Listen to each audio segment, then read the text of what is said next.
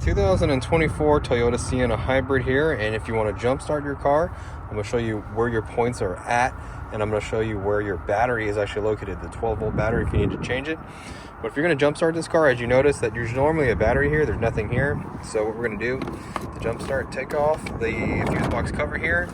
You need to lift up on this cover here, push this tab down, and then lift this up. This exposes a terminal. This is your positive terminal for your jumper cable here.